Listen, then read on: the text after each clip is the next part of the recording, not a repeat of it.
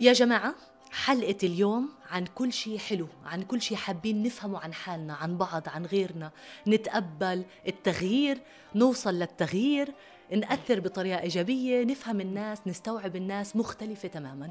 رنا الجمل، كنت بفكر إنه كيف بدي أعرفك، أحكي عن هلأ أنت شو ولا عن إيش بلشنا وكيف أنا بعرفك، وين كنتي وين صرتي، ولا أترك المجال لإلك؟ الكاميرات جاهزة والمايكات جاهزة وإحنا كلنا نسمعك.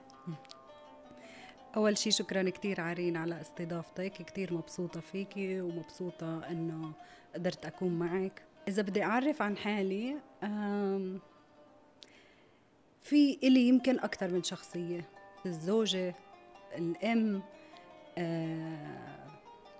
موظفة التسويق، ولا مدربة المهارات الحياتية. فهدول كلهم أنا موجودة بالنقطة الفلانية. شو بتقدري تعملي لتتقدمي لقدام؟ هذا هو اللايف كوتش. كان هيك بتفشني لهاي المجالات. طبعا أنا مشيت على خطاه، يعني أبوي كان سياسي، كان بالسلك الدبلوماسي بيشتغل. يعني أنا انولدت بلبنان، عشنا ببلغاريا، بعديها عشنا بالتشيك، بعديها انتقلت أنا على سلوفاكيا، درست جامعة، درست علاقات دولية وعلاقات دبلوماسية. أنا كل مرة بعمل صحاب ويا هم بيروحوا أو أنا بروح.